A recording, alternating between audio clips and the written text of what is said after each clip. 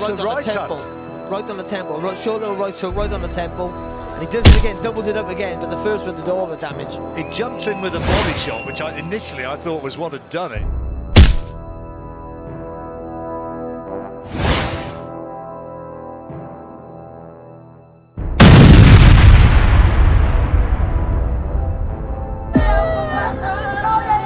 Nagsiiyakan talaga ang buong bansang Afrika nang talunin ng isang Pinoy ang lahat ng pinakamagagaling na boksingero nila. Ang bansang Afrika ay isa sa mga bansa na may pinakamalalakas at magagaling na boksingero. Sa katunayan, walang binatbat ang mga boksingerong Hapon sa mga boksingerong Afrikano. Isa po sa mga patunay dito, ang Hapon na nakalaban ni Casimero na si Yukinori Ogoni ay first round lang ang itinagal kay Pilipos Ngitumba, isang Aprikano na pinabagsak ni Casimero. 勝負に強い一番右左ちょっとこれは良くないですね。反撃しない方が良いとは思うんですが、強いかまた左を戻った。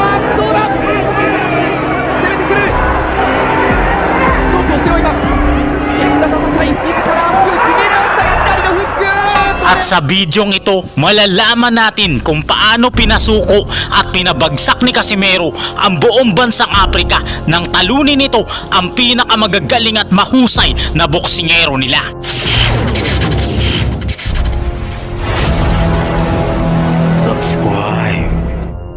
Ang pinakaunang Aprikano na nakalaban ni Casimero ay sobrang yabang at mapangmaliit na tao, pero halos mapatay siya nang makalaban niya si Cuadro Alas Janrael Casimero. Pinoy na bagito, tinakot at minaliit ng kalabang negro sa kanyang unang dayob. Pero ang hindi nila alam, ang Pinoy na bagitong ito ay muntik mapatay ang kalabang negro na veterano sa kanyang unang dayob. Sobrang lakas na suntok ang pinakawala ng batang boksingero. Halos humiwalay ang kaluluwa ng negro laban nang matamaan ito sa kanyang ulo ng isang malakas na suntok na sulido. Ang batang si Cuadro Alas ay minamaliit at tinatakot-takot lang noon bago siya maging angas ng Pinas. Kaya naman ang negro na kanyang nakalaban ay muntik niyang mapatay at ang pamilya nito sa iyak ay halos mahimatay. Ating balikan ang unang dayo ni Cuadro Alas Janrael Casimero noong siya ay minamaliit at tinatakot-takot lang dahil siya ay bagito. Araw ng Sabado, December 19, taong 2009, dumayo ang bagito nating pambato na 19 anyos lamang noon na si Janrael Casimero sa Estadio Nacional, Managua, bansang Nicaragua, para harapin ang veteranong kampyon ng interim WBO Light Flyweight Division, ang Colombian boxer na si Cesar Cachilla. Meron itong kartada na 28 na panalo, 2 lamang po ang kanyang talo. Wala pa po sa kalahati ang record nitong si Casimero na may 13 panalo at sa larangan ay bagitong bagito. Bagamat undefeated pa itong si Casimero, ay underdog po talaga siya sa bakbakan na ito. Dahil ang inaasahan naman na nalo ng mga tao ay ang veteranong negro. Dumagdag pa po yung pangmamaliit at sama ng tingin ng kalaban sa tuwing matatapos ang round ng kanilang laban.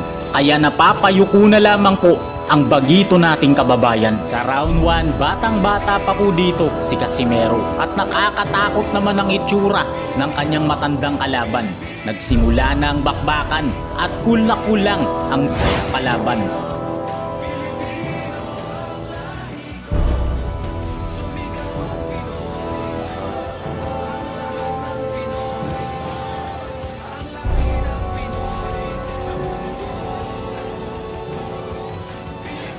Nagpakitang gilas agad ang bagitong si Casimero at ginamit ang liksi at bigat ng kamao. Bumawi naman ang at gustong i-overpower si Casimero.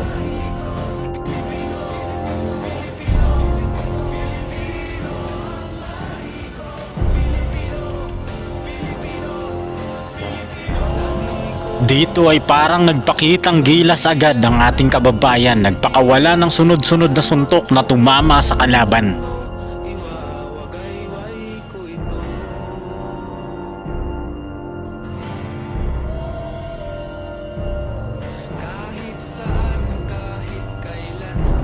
Round number 2, malaki talaga ang paniniwala ng kalaban na kaya niyang manalo sa ating kababayan. gusto niyang makakonekta ng solid kay Casimero, kaya lang di niya ito magawa dahil maliksi po ang ating pambato.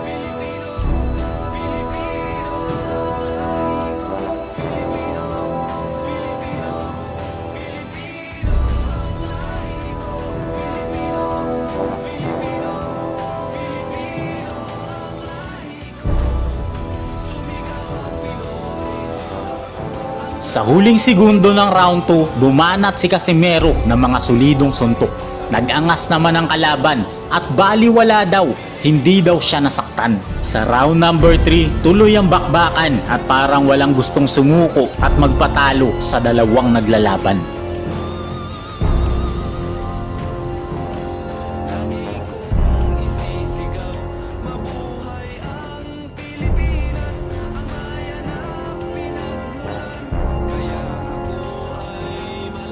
Sa round number 8, may isang napakalakas na suntok ang timing na pinakawalan ni Casimero. Sa pool ang kalaban dahilan upang bumagsak ito sa ibabaw ng lona. Round number 9, nakarecover na ang veteranong si Cachilla. Siya pa ang agresibo at sumusuntok kay Casimero, pero nag-aantay lang po si Casimero ng tamang tiyempo.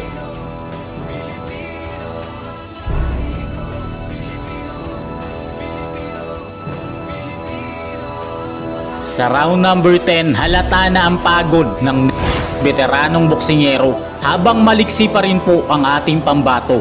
Naging agresibo ito at gustong tapusin si Casimero, pero di pa rin umuubra ang kanyang estilo.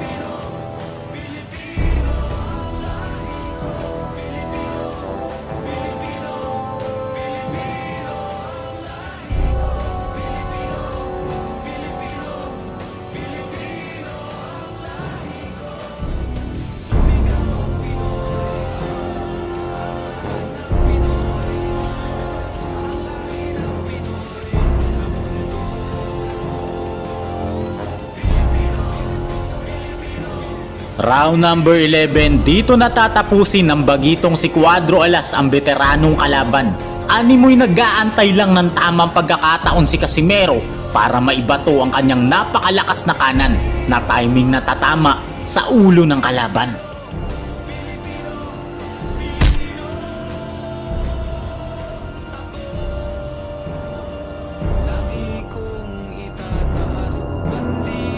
Tumayo ito at binilangan ng referee, pero sabi niya ay baliwala daw at hindi siya nasaktan, kaya tuloy ang kanilang laban. Gigil na gigil at nang rapido naman kaagad ng kaliwat kanang suntok ang ating kababayan. Ang huling suntok na kanyang pinakawalan na tumama sa ulo ng kalaban ang tuluyang tumapos sa kanilang laban.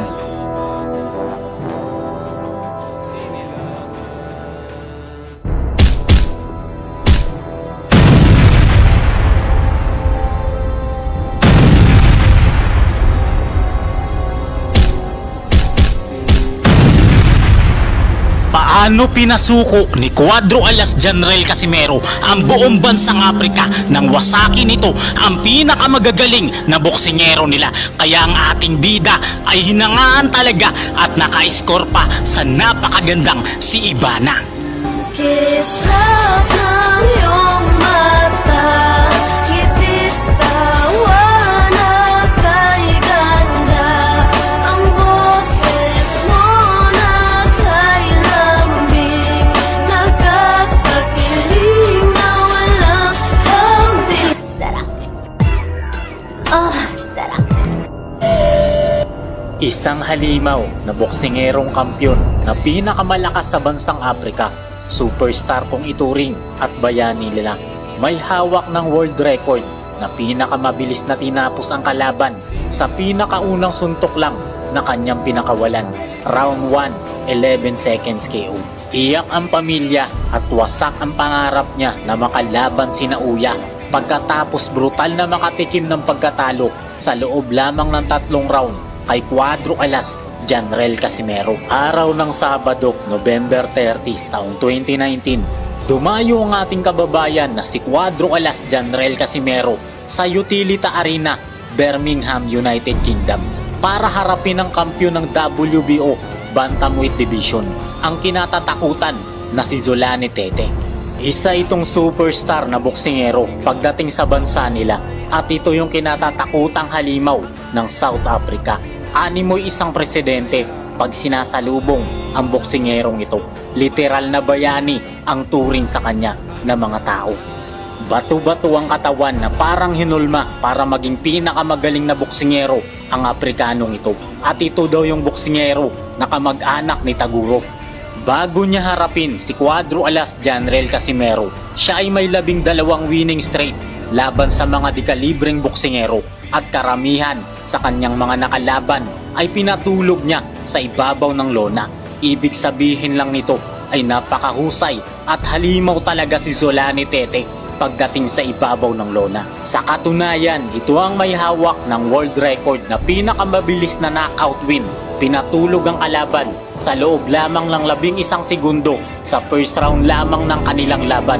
11 seconds, mga kaibigan. Here to lay down something of a statement. He wants a unification battle against the Belfast hero Ryan Burnett, trained by Adam Booth. He is, in a lot of people's eyes, currently the world #1, Tate, but he's also been one of the great avoided fighters. I think very much so, John. An avoided man indeed. Oh, and that's the reason why. Goodness me, first punch of the fight, and it's all over, he's knocked him unconscious. The fight is all over with the first punch of the fight. Ganito kabilis tinapos ni Zolani Tete ang kanyang nakalaban na si Siboney Goya, isa ring kinatatakutang boksingero ng South Africa. And there it was there. Whipped that shot in. There you go. Got you. Looked like he was trying to land a shot of his own. Ganito kalakas si Zolani Tete na araw-araw nag-gym. Halos mahimatay ang kalaban at di makahinga na kinailangan pa ng oxygen. Kaya naman sa kumpiyansa ng Afrikano ay madali na lamang daw niyang tatalunin si Cuadro Alas Janrel Casimero at parang salamin na babasagin niya ito. Business at hand is John Real Casimero. The last time he was in the UK, he beat Charlie Edwards, he knocked him out. He'll be looking to knock you out as well. What are you going to do to stop him? Iniisip agad niya ang laban nila ni Naoya Inoue na kung saan ito pala ay nakakasana. Kailangan na lamang niyang talunin si Cuadro Alas na ating bida. Once again, after this fight, he'll give him an opportunity to unify again against maybe the IBF and WBO champion Inoue. Mahaba ang galamay at matangkad na boksingero. Ito yung katangian ng halimaw na Afrikanong boksingero. Ngunit nangako naman ng isang magandang laban si Cuadro Alas Janrel Casimero. Hindi ko masasabi na may He ko. cannot promise that he will be better than Manny, but he can promise that he will do his best and try to win this fight. Nag-umpisa na ang kanilang laban at kitang-kita ang bato-batong katawan at napakatangkad ng Afrikanong kalaban. Underdog na pala dito ang ating kababayan. Maingat ang dalawang boksingero. Hirap naman si Cuadro Alas na pasukin ng Afrikanong boksingero dahil sa tangkad at haba ng kamay nito. Tate had one whip which came in 11 seconds, the quickest ever in a world title fight. It's not that, I suspect that might never be broken. Binabasa pa ni Janrel Casimero ang mga galaw ni Tete at ito ay kanyang pinag-aaralan ng gusto. Todo payo naman ng taktika ang trainer ng Afrikano.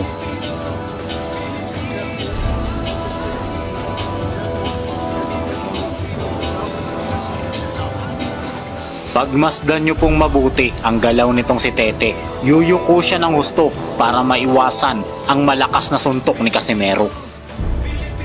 Round 2, sinusubukan ni Zolani Tete na kontrolin ang laban sa pagbabato ng mahabang jab kay Cuadro Alas Janrel Casimero.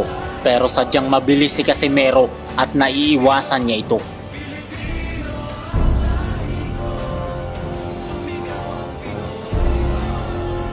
Parang leon naman si Janrel Casimero na nakaabang lang sa pagkakamali ng kalaban. Nagbabato rin ito ng jab upang matansya ang distansya ng kalaban. Todo motivate naman ang corner na Tete at plano talaga nila na tapusin na si Casimero sa round 3. Round number 3, mababaliktad ang kanilang plano dahil dito natatapusin ni Cuadro Alas Janrel Casimero ang kinatatakutang halimaw na boksingerong Aprikano. Ekaterinburg in Russia last October. Well, obviously, that's better there for Casimero. Naalala ni Janrel Casimero ang galaw ni Zolane Tete nung round 1 nang yumuko siya ng gusto para iwasan ang suntok ni Casimero. Sa isang pagkakamali lang ni Zolane Tete, kumagat siya sa fake na suntok ni Janrel Casimero kaya siya ay napayuko, pero di niya nagawang iwasan ang totoong suntok na tatama sa kanyang bungot. Just he stepped around and the left foot's gone outside of the right foot of the southpaw. That's the right side. Right on the temple, right shoulder, right shoulder, right on the temple. He does it again, doubles it up again, but the first one did all the damage. He jumped in with a body shot, which initially I thought was what had done it. And then Dalawang beses na tamaan ang kanyang ulo na naging dahilan ng pagkaalog nito, kaya siya ay nahilo. Bumagsak siya at binilangan ng referee at halatang halata na hilong-hilo ito sa lakas ng suntok ni Cuadro Alas Janrel Casimero.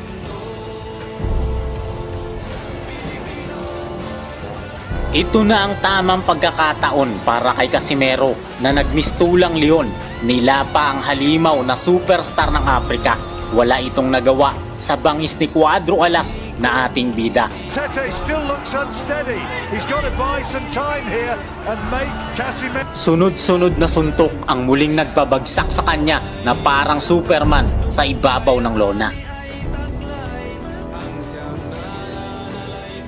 Sinubukan niyang tumayo at lumaban pa, pero parusang bugbog lang ang inabot niya, kaya itinigil na ng referee ang laban nila. Referee asking, is he okay? Casimero wants to finish it right here, right now, and finish it he has. The title changes hands in sensational fashion. Zolane Tete stopped by Jorriel Casimero. Tiningnan ng doktor ang Afrikanong boksingero at dito nila nalaman na di pala nito alam na tapos na ang laban. Iyak ang kanyang pamilya at ang lahat ng kanyang kababayan na nakasuporta sa Afrika na nanunood ng laban niya. Nawala ito sa sarili dahil sa sobrang hilo, sa lakas ng mga natamo niyang suntok mula kay Cuadro Alas Janrel Casimero. Dito naging bagong kampyon ng WBO Bantamweight Division si Janrel Casimero. Naging 3-division world champion ng mga Pilipino at nagbigay ng karangalan sa bawat isang Pilipino saan mang sulok ng mundo. Ang kwento ng paghanga at pag-ibig ni Cuadro Alas Janrel Casimero sa isang napakagandang diwata at modelo na si Ivana Alawi at kung paano niya tinupad ang kanyang pangakong halik sa diwata nang siya ay manalo at nagwagi ng isang 3-round TKO laban sa batu-batong undefeated na Afrikanong boksingero. Muling tumibok ang natutulog na puso, lalo na ngayon na single na po ulit ang ating pambato. At ano ang mensahe ng dalaga na si Ivana Alawi sa nasaktang puso ng ating bida? Iyan ang ating pag-uusapan. Mula pa sa umpisa ay nasakta na at nabigo at tila ba na pagkaisahan na ng mundo ang isang boksingero na si Cuadro Alas Janrel Casimero. Lagi na lamang nabibigo, lalo na sa pag-ibig, at dumagdag pa dito ang mga tao na pilit siyang hinihila pababa, ginagawa ng kwentong masama upang siya ay tuluyang mawasak at masira. At sa kabila ng lahat ng ito ay lumalaban pa rin po si Janrel Casimero. Hindi pa rin nawawala ng pag-asa ang ating bida at ang kanyang hinangaan na napakagandang diwata na si Ivana ay may mensahe pa sa kanya. Alam mo, iniwan na kayo, mag-move on na kayo. Ang dami, huwag mong sayangin ang buhay mo sa kanya. Move on. There are a lot of fish in the sea. Depende, kung yun nga yung mga tipo ko nasa iyo, pwede, diba? Ikaw ang mag-DM sa akin, hindi ako mag-DM sa'yo. At alam nyo po ba mga kaibigan na may pangako pa po ang ating bida sa napakagandang dalaga bago ang kanyang laban sa isang undefeated na boksingero ng bansang Afrika na ikikiss niya daw si Miss Ivana pag siya ang nanalo at nagwagi sa laban nila. Alam natin na type mo si Lovey po at saka si Ivana Alawi. Sino mas gusto mong maging leading lady sa kanilang dalawa? Si Ivana. Ivana? Ano, gusto mo pa rin ba siya makiss pag nanalo ka? Oo, gusto ko na makiss siya. Ikaw ang binibini na ninanais ko, binibining marikit na darahis ko. Ikaw ang nagbigay ng kulay sa aking mundo, sana ay panghabang buhay na ito. Ikaw ang binibini na ninanais ko, binibining marikit na darahis ko. Ah, sarap. Ah, sarap. Sana marinig niya to, sana ma-share na. Okay. Kilig naman po ang dalaga dahil sa mga sinabing ito ni Janril Casimero na ating bida at mukhang may pag-asa talaga ang ating pambato sa puso ni Ivana. Ay naku. Pag naging kami nga, isasabihin ko sa inyo. Nayakan, pinakamaganda, lalapit sa mundo. Araw ng Sabado, September 26 taong 2020 sa Mohegan Sun Casino and Casbah, Connecticut, USA. Naglaban si Cuadro Alas Janril Casimero kontra sa undefeated na boksingero ng Africa na si Babyface Terminator Duke Maika. Sa unang round, naging matigas talaga at malabaka lang pa nga ni Janril Casimero. Gusto niya talagang patunayan kay Ivana Alawi na kaya niyang manalo at wala siyang sinayang na oras at binugbog niya ng husto ang boksingerong Aprikano. Sa pag-uumpisa ng round 2, kinakapos na agad ng hininga ang Terminator dahil siguro sa lakas ng pinapakawalan ng mga suntok ni Cuadro Alas na Predator. Puro power shot naman agad ang pinapakawalan ng suntok ng ating pambato at baliwala sa kanya ang lakas ng mga kamao ng Terminator hanggang sa may isang napakalakas na suntok na galing kay Casimero na nagpabagsak sa Terminator. Tumayo ito at lumaban pa pero halatang halata na hilong-hilo na siya. Parang naging halimaw naman si Cuadro Alas na nagpakawala ng kaliwat kanang power shot. Walang nagawa ang Terminator na kalaban sa tindi ng mga suntok na pinapakawala ng ating kababayan. Lumabas na lang ang dila nito at tumirik ang mata sa sakit ng natamo niya sa ating bida.